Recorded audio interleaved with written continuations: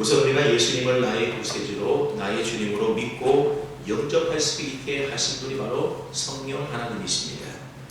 많은 경우에 내 이성과 내 의지로 결단해서 내가 예수님을 믿었다 그렇게 착각하는 경우들이 많은데 결코 그렇지 않습니다.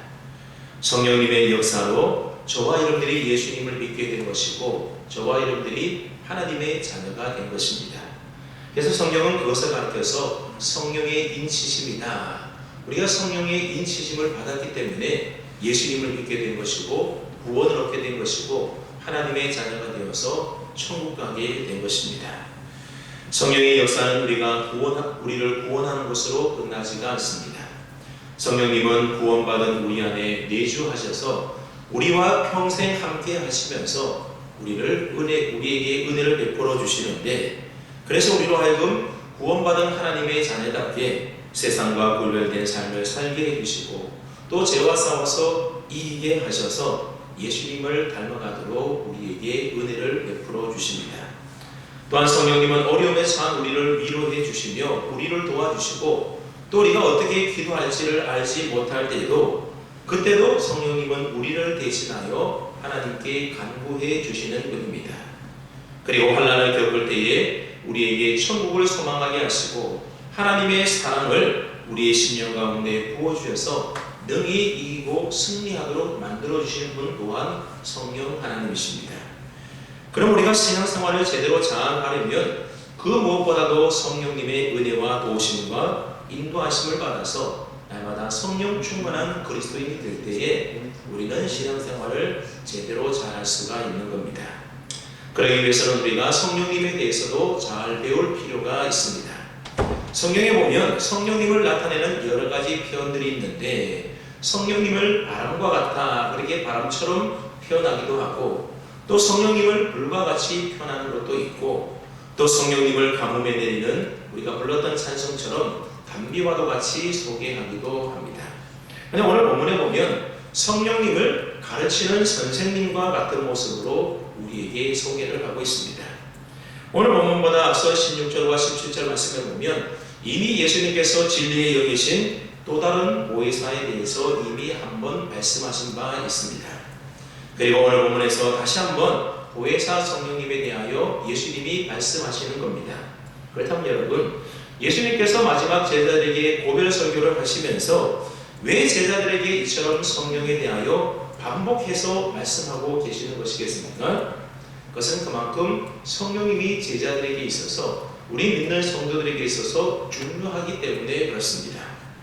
여러 학교에서 선생님들이 반복해서 강조하는 말씀들은 중요하기 때문에 그것에 대하여 우리 학생들이 머릿속에 잘 기억되어 남아있도록 하기 위하여 그렇게 강조하기 위하여 같은 말을 계속해서 반복하는 것 아니겠습니까? 그래서 공부 잘하는 학생들은 선생님이 반복해서 하는 말씀이 무엇인지를 잘 체크해놓고 메모해놨다가 나중에 시험 칠 때에 그것을 공부하게 되면 꼭 강조했던 그 말씀, 그 내용들이 시험 문제로 나오게 되어서 나중에 쉽게 문제를 잘 맞출 수가 있게 되고 그러면 성적이 좋게 되는 겁니다. 마찬가지로 가르치시는 스승이신 예수님은 배우는 제자들에게 성령에 대하여 이처럼 반복해서 강조해서 말씀하고 있는 것은 그만큼 성령님이 중요하기 때문에 반복해서 강조하고 있는 겁니다. 앞서 살펴본 대로 지금 제자들은 예수님께서 제자들 곁을 떠난다는 그 말로 인하여 마음에 한없는 근심으로 가득 차 있었습니다. 예수님께서는 그런 제자들을 향하여 마음에 근심하지 말라 그렇게 말씀하시면서 내가 너희와 함께 있는 것보다도 내가 너희를 떠나는 것이 너희에게 더 유익하다 그런 말씀을 제자들에게 하셨습니다. 왜 그렇습니까? 예수님께서 제자들 곁을 떠나지 않으면 보혜사 성령님이 제자들에게 오실 수가 없기 때문에 그렇습니다. 그래서 예수님은 내가 너희에게 떠나서 아버지에게로 가면 아버지가 약속하신 성령을 내 이름으로 너희에게 보낼 것이다 그렇게 제자들에게 말씀하고 있습니다. 여러분, 하나님의 아들이신 예수님과 함께 동고동락하면서 예수님과 함께 지내는 것이 제자들에게 있어서 얼마나 좋은 일이겠습니까? 근데 예수님은 그것보다도 예수님이 떠나가시고 성령님이 제자들에게 오시는 것이 제자들에게는 훨씬 더 좋은 일이다, 그렇게 말씀하고 있습니다. 그 다음에 성령님이 오셔서 제자들을 위하여 도대체 어떤 일들을 하시기에 예수님이 떠나시고 성령님이 오시는 것이 제자들에게 더 낫다라고 말하고 있는 것입니까? 그래서 바로 성령님이 오시면 예수님이 하시는 일을 공간과 시간의 제약 없이 더 효율적으로 성령님이 하실 수 있기 때문에 그렇습니다. 여러분, 예수님이 떠나신 후에 성령님이 오시게 되면 예수님과 전혀 다른 일을 성령님이 하시는 게 결코 아닙니다. 예수님이 하셨던 일들을 성령님이 대신하여 대행하시게 되는 겁니다. 오늘 보면 26절 말씀에 오시면 예수님께서 성령을 가리켜서 뭐라고 말씀하시는가 하면 보혜사 곧 아버지께서 내 이름으로 보내실 성령이라고 말씀하고 있습니다. 그러니까 성령님은 하나님께서 예수님의 이름으로 보내실 보혜사가 바로 성령님이라는 겁니다. 그렇다면 보혜사 성령님이 예수님의 이름으로 보냄을 받았다라는 의미가 무엇을 말하는 것이겠습니까? 그 의미에 대해서 우리가 좀 바르게 잘 알기 위해서는 예수님께서도 하나님 아버지의 이름으로 보냄을 받았다는 사실을 우리가 먼저 알 필요가 있습니다. 그리고 하나님 아버지의 이름으로 보냄을 받았다고 하는 것이 무슨 의미인지에 대해서 우리가 좀 살펴보면 성령님이 예수님의 이름으로 왜 오시는지 우리가 알 수가 있게 됩니다. 요한복음 5장 43절 말씀에 보게 되면 나는 내 아버지의 이름으로 왔음에 너희가 영접하지 아니했다, 예수님이 그렇게 말씀하고 있습니다. 다시 말하면 예수님은 누구의 이름으로 이 세상에 왔다라는 겁니까? 아버지의 이름으로 이 세상에 오셨다라는 겁니다. 다른 말로 하면 예수님은 이 세상에 보냄을 받을 때에 아버지의 이름으로 보냄을 받았다라고 하는 겁니다. 그래서 우리가 살펴보고 있는 요한복음에 보게 되면 예수님께서 나를 보내셨다라는 말씀이 상당히 자주 사용되고 있음을 보게 됩니다. 제가 몇 가지 구절을 한번 읽어드릴 테니까 잘 한번 들어보시기 바랍니다. 나의 양식은 나를 보내신 이의 뜻을 행하며 그 일을 온전히 이루는 이것입니다. 여기도 보면 예수님이 나를 보내신 이렇게 말하고 있습니다. 그 다음에 또 보면 내가 너희에게 이르노니 아들이 아버지의 하시는 일을 보지 않고는 아무것도 스스로 할 수 없나니 아버지께서 행하시는 그것을 아들도 그와 같이 행하느니라 말씀하고 있습니다. 또 내 교훈은 내 것이 아니요 나를 보내신 이의 것이니라. 예수님이 말씀하시는 교훈은 예수님의 것이 아니라 누구의 것이라는 겁니까? 나를 보내신, 즉 하나님의 것이라고 말씀하고 있습니다. 또 나를 믿는 자는 나를 믿는 것이 아니요 나를 보내신 이를 믿는 것이며 나를 보내는 자는 나를 보내신 이를 보는 것이니라 말하고 있습니다. 여러분, 예수님을 믿는 것은 예수님을 믿는 것이 아니라 예수님을 보내신 누구를 믿는 것이라는 겁니까?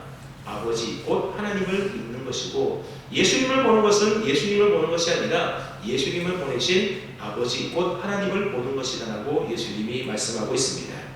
그래서 너희의 듣는 말은 내 말이 아니요 나를 보내신 아버지의 말씀이니라. 예수님이 이런 말씀을 하고 있습니다. 예수님이 하신 이와 같은 말씀들은 예수님이 아버지의 이름으로 보냄을 받았다, 그렇게 말씀하고 있는 겁니다. 그러니까 예수님은 자신을 세상에 보내신 아버지의 뜻을 행하는 데 집중했으며 그 일에 전념했다는 것입니다. 그래서 예수님께서 이 땅에 오셔서 하셨던 모든 말이나 또는 예수님이 행하셨던 그 모든 일들은 예수님 자신의 뜻이나 자신의 생각대로 말하고 행한 일들이 아니라 이 땅에 예수님을 보내신 아버지의 일과 아버지의 말씀과 아버지의 뜻을 그대로 수행한 일이었다, 예수님이 그렇게 말하고 있는 겁니다. 그래서 아버지 하나님의 일하심과 같이 예수님은 일하셨고 아버지 하나님의 말씀하는 것 같이 예수님은 말씀하셨다는 겁니다. 그렇게 하심으로 예수님을 향한 아버지 하나님의 뜻을 예수님은 이루었다는 겁니다. 여러분, 왜 그렇겠습니까? 예수님은 아버지의 이름으로 보냄을 받았기 때문에 아버지의 일을 하고 아버지의 말을 하고 아버지의 뜻대로 행하며 살았다라고 하는 것입니다. 그러므로 예수님께서 하신 그 모든 것들은 다 하나님 아버지의 뜻이었습니다. 아들을 통해서 세상을 구원하시고 생명을 주시려고 하는 귀중한 하나님의 뜻을 예수님이 그대로 이루셨던 것입니다.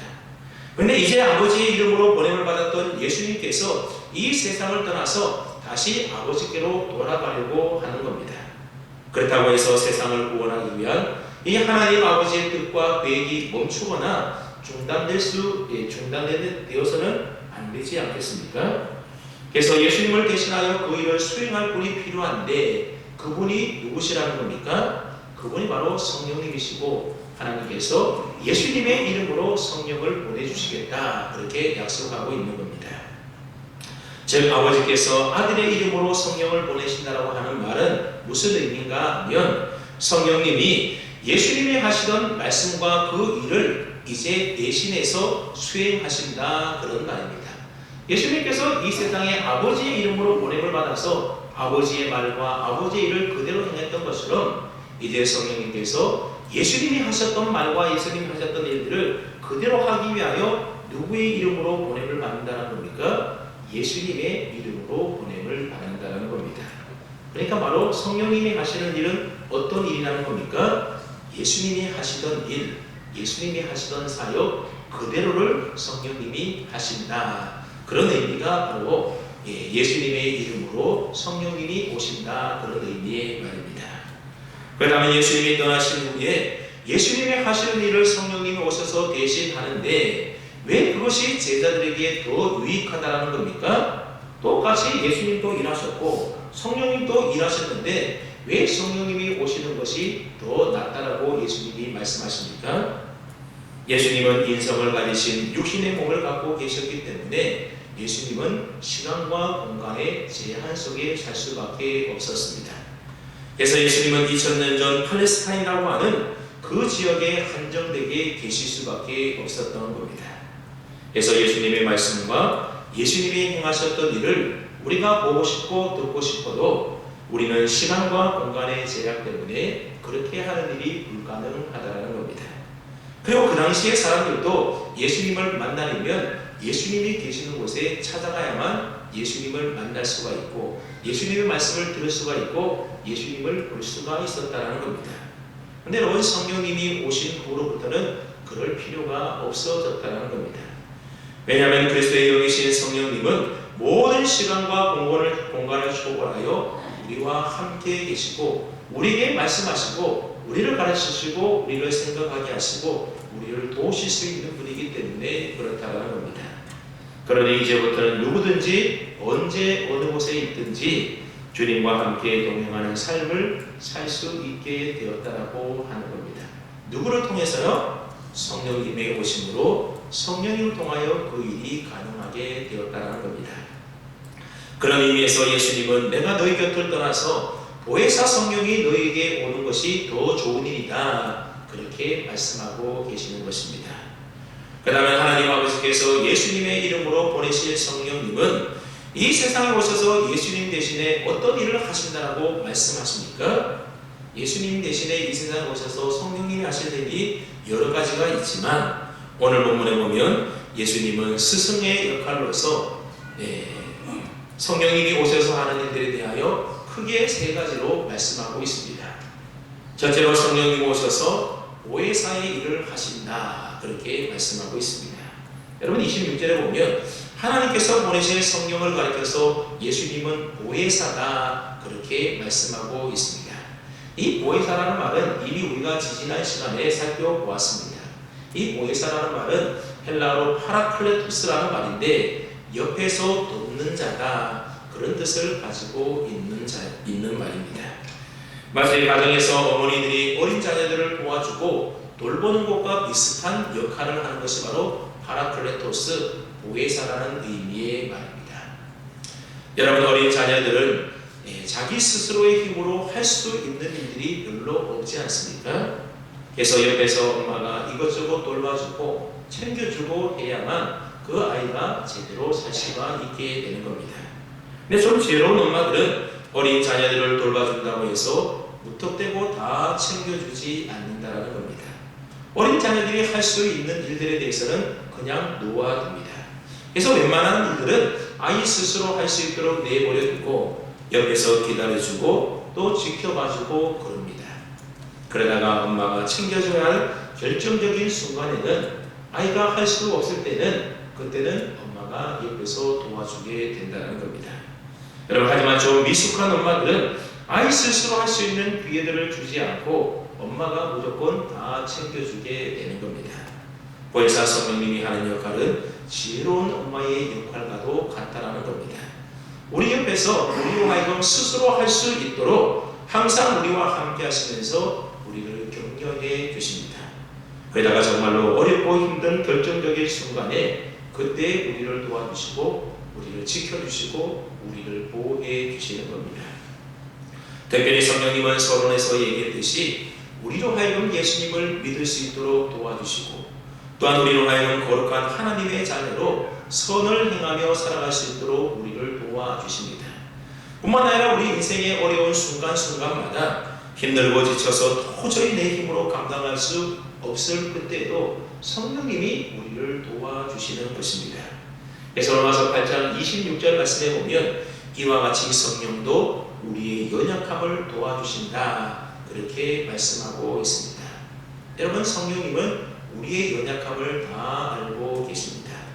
그러면 우리가 연약함을 느끼면 느낄수록 성령님이 우리를 도와주셔서 우리에게 은혜를 베풀어 주시는 겁니다. 그러나 성령의 도우심 없이 내 힘으로 무엇이든지 다 할 수 있다라고 생각하며 그래서 내 힘으로 뭔가를 하려고 할 때는 성령님이 우리가 그 일을 하다가 지칠 때까지 그냥 가만히 내버려 두신다는 겁니다.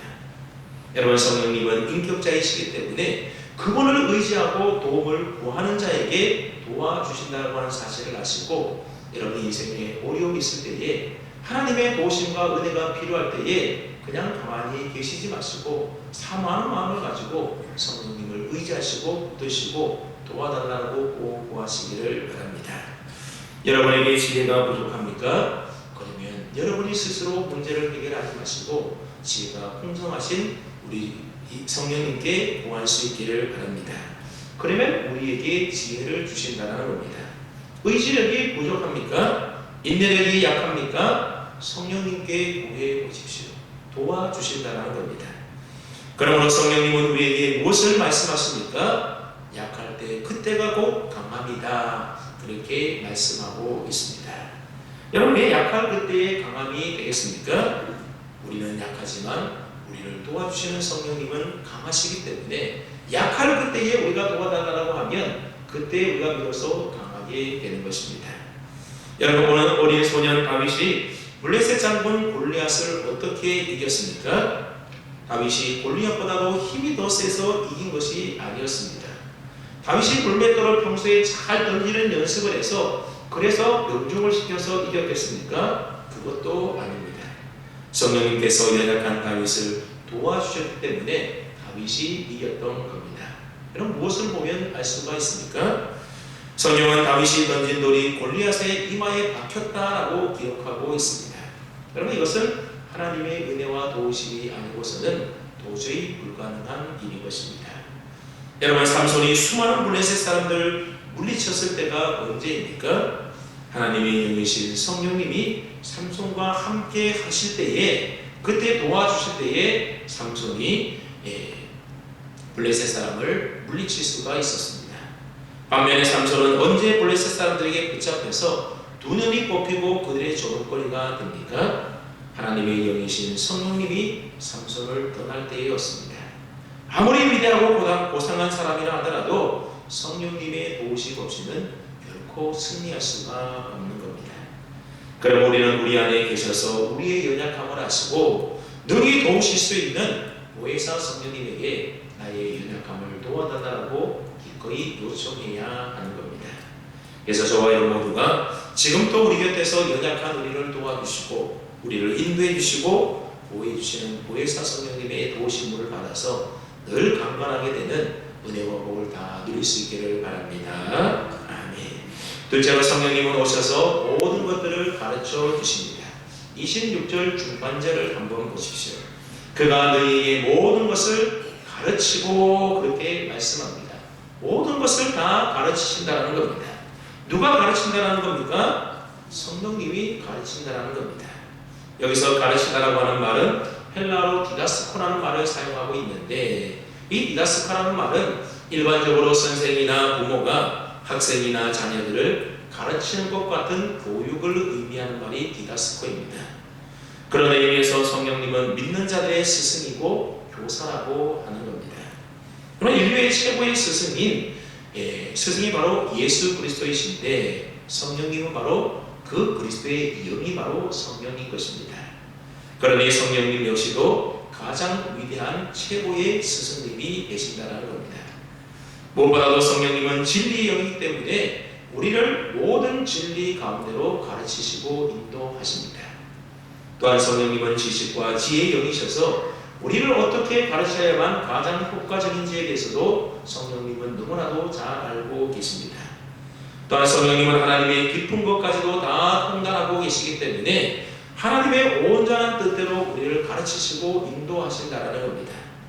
그래서 이 세상에 아무리 지혜가 있고 영특한 사람도 성령님의 가르침 없이는 하나님을 알 수가 없고, 하나님이 기뻐하시는 온전한 뜻을 깨달아 알 수가 없게 되는 겁니다.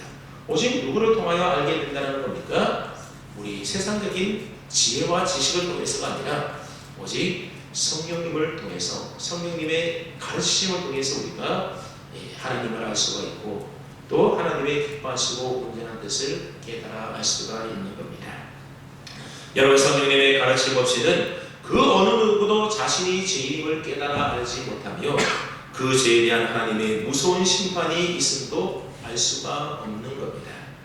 이처럼 진리의 스승이신 성령님의 가르침을 우리가 받지 않는다고 하면 무엇이 옳은 것이고 무엇이 그런지에 대한 하나님의 뜻을 우리가 알 수 없게 되는 겁니다. 그렇기 때문에 하나님의 자녀들은 날마다 성령님의 가르침을 받아야 하는 겁니다.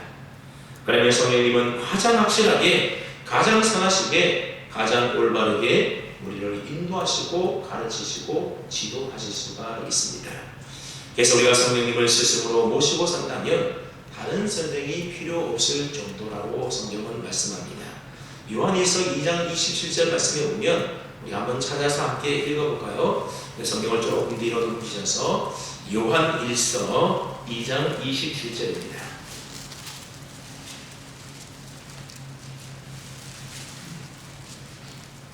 신약성경 390쪽이 되겠습니다. 요한일서 2장 27절입니다. 찾았으면 함께 읽어볼까요? 요한일서 2장 27절입니다. 시작.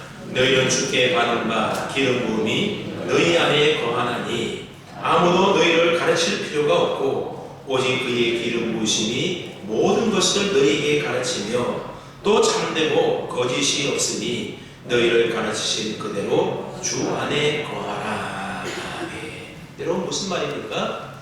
우리 안에 내주에 계시는 성령님은 그 누구라도 하나님의 뜻을 가장 정확하게 아시기 때문에 우리가 그 성령님의 인도와 가르침을 따르기만 하면 틀림없이 하나님의 뜻을 따라 우리가 살 수 있도록 해주신다, 그런 의미의 말입니다. 그러므로 성령님은 우리 안에 내주해 계시면서 우리의 가장 깊은 곳으로부터 우리를 진리 가운데로 지도하시고 가르치시는 완벽한 스승이 되신다는 겁니다. 그래서 우리가 하나님의 말씀인 성경을 읽을 때도 성령님의 이 조명하심을 통해서 성경의 진리가 무엇인지 깨달아 알 수가 있고 이해할 수가 있게 된다는 겁니다. 여러분, 성경을 읽을 때에 무턱대고 많이 읽으려고 하지 마시고 항상 성경을 읽기 전에는 성령님의 감동으로 쓰여진 책이기 때문에 성령님이 내게 조명하셔서 이 말씀을 통하여 진리를 깨달아 알게 해주시고 이 말씀을 통한 하나님의 뜻이 무엇인지 나에게 가르쳐달라고 우리가 기도하고 성경을 꼭 읽어야만 됩니다. 여러분, 디모데후서 3장 16절 말씀해 보면 모든 성경은 하나님의 감동으로 된 것이다, 그렇게 말씀하지 않습니까? 또한 베드로후서 1장 20절로 21절 말씀해 보면 성경의 모든 예언은 사사로이 풀 것이 아니니 예언은 언제든지 사람의 뜻으로 된 것이 아니요 오직 성령의 감동하심을 받은 사람들이 하나님께 받아 말한 것이다, 그렇게 기록하고 있습니다. 그러니까 성경은 사람이 자기 마음대로 지어낸 책이 아니라 성령의 감동하심을 받은 사람들이 하나님께 받아서 말한 것을 기록해 놓은 책이 바로 성경이라는 겁니다. 그래서 성경이 사람이 기록했지만 그래서 성경 우리는 하나님의 말씀이다 그렇게 부르는 것입니다. 그래 여러분, 성경의 최고의 해석자는 누구이겠습니까? 당연히 성령님이신 겁니다. 왜냐하면 성령님이 성경의 원저자이기 때문에 그렇습니다. 성령과 성령, 이들은 우리의 영혼과 우리 일생의 보혜사가 되시고 스승이 되시고 우리 인생의 나침반이 되십니다. 그래서 우리가 성경을 잘 알고 성령의 가르침을 잘 받으면 정말로 지혜롭고 참된 지식을 소유하게 되고 하나님의 뜻이 무엇인지를 깨달아서 그 말씀 따라 우리가 행하며 거룩한 은혜의 삶을 살아갈 수가 있게 되는 겁니다. 여러분, 지금도 성령님은 우리 안에서 세미한 음성으로 말씀하시고 우리를 가르치고 계십니다. 그러나 문제는 우리가 죄와 탐심 때문에 때로는 어리석고 미련해서 이 하나님의 음성을 잘 듣지 못하고 분별하지 못할 때가 많이 있다는 겁니다.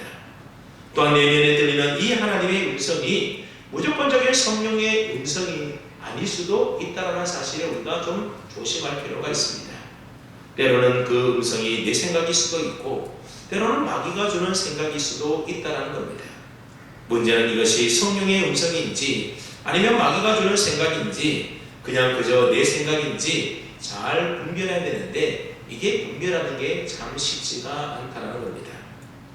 그래서 객관적으로 알 수 있는 하나님의 기록된 말씀이 그래서 꼭 성경이 필요하다는 겁니다. 여러분, 하나님의 말씀과 하나님의 음성, 하나님의 뜻은 결코 기록된 말씀인 성경과 위배되거나 일치되지 않는 것이 없습니다.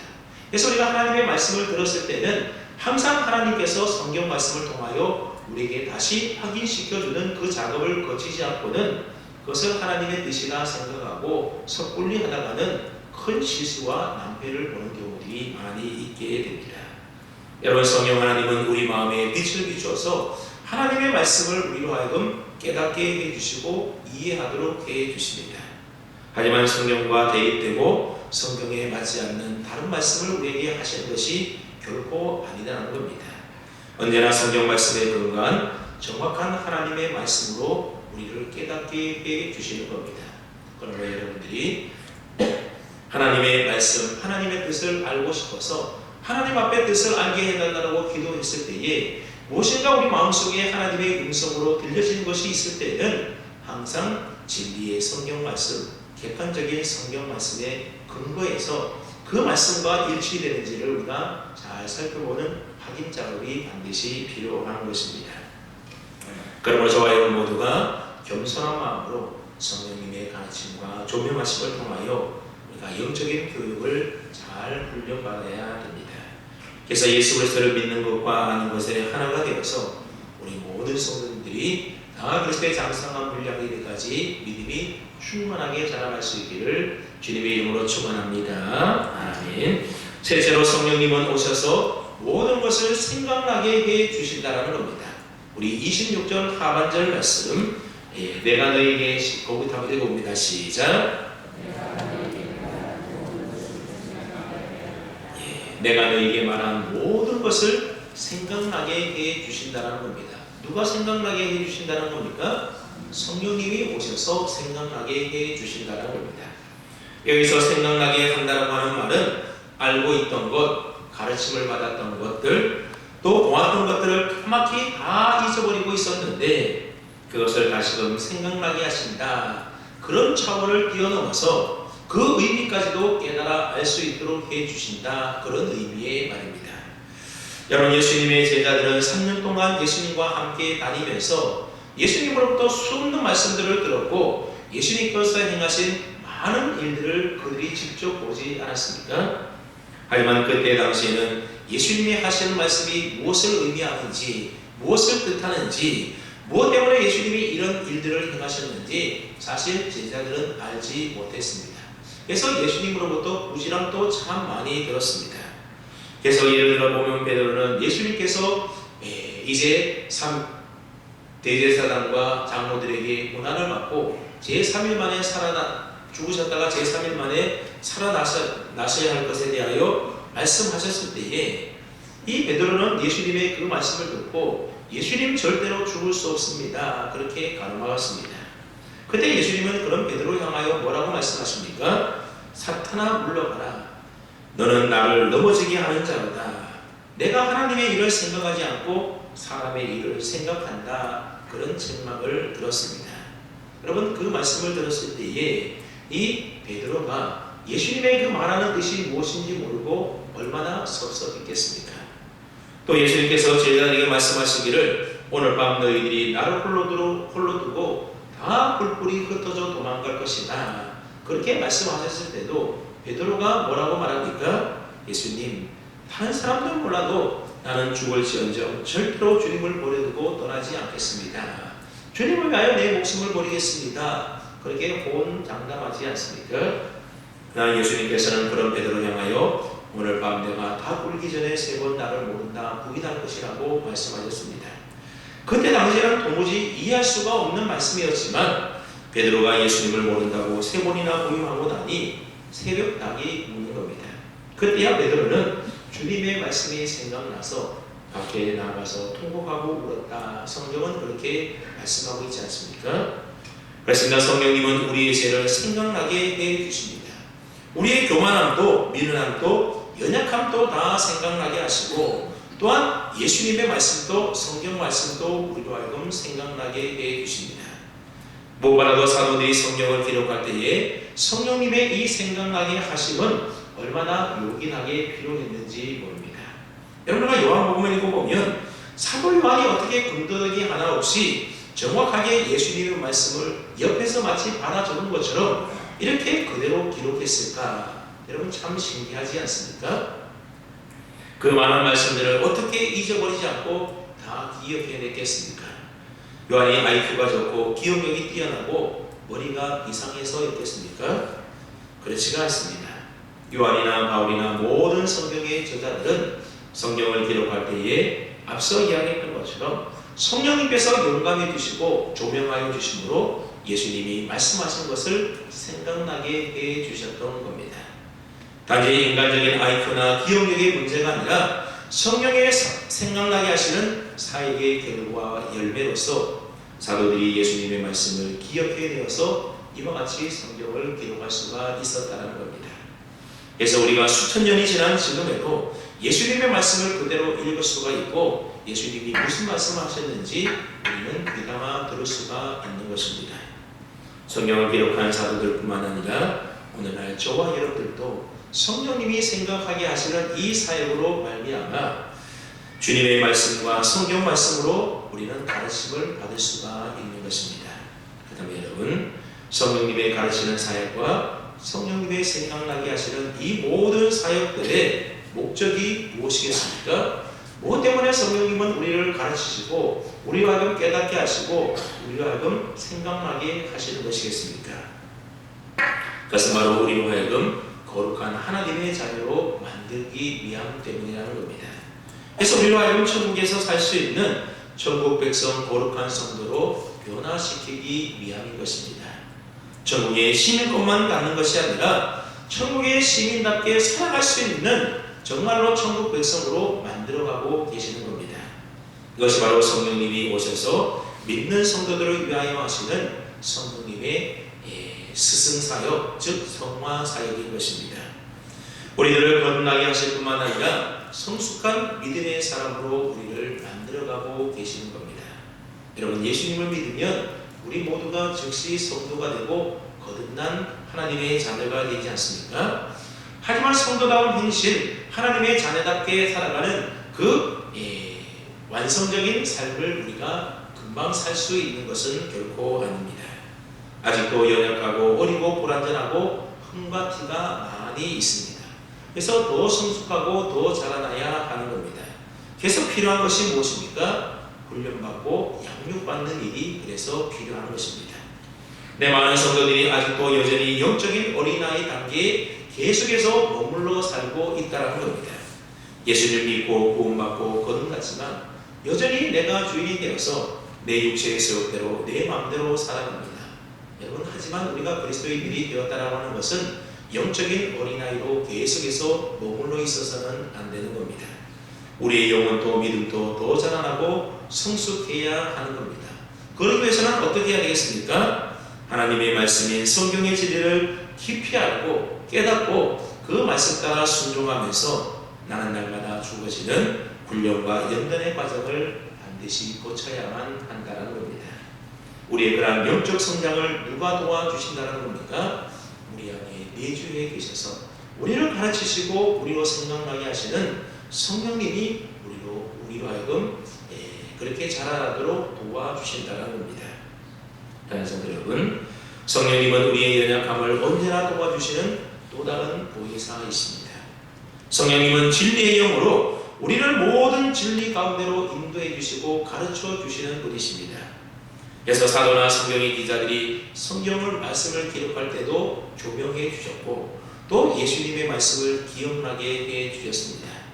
또한 우리로 성경 말씀을 읽거나 들을 때도 성령님이 우리에게 가르쳐 주시고 조명해 주심으로 우리가 그 말씀을 읽을 때 깨닫게 해 주시고 우리로 하여금 하나님의 말씀인 성경의 진리를 보다 분명하게 이해할 수 있도록 해 주시는 분이 또한 성령님이십니다. 또한 성령님은 우리가 살아가는 동안 순간순간마다 하나님이나 또는 예수님의 말씀이나 또는 성경 말씀이 잘 생각나도록 해 주셔서 하나님의 뜻이 무엇인지 분명하게 알도록 해 주십니다. 그러므로 저와 여러분 모두는 성령을 내 인생의 교과서와 나침반으로 삼고 성령님을 내 인생의 최고의 스승으로 모시고 그 성경 말씀과 또 성령님의 가르침에 우리 모두가 순종하면서 더 성숙한 그리스도인으로서 날마다 그 믿음이 더 자라날 수 있기를 주님의 이름으로 축원합니다. 아멘. 거룩하신 아버지 하나님,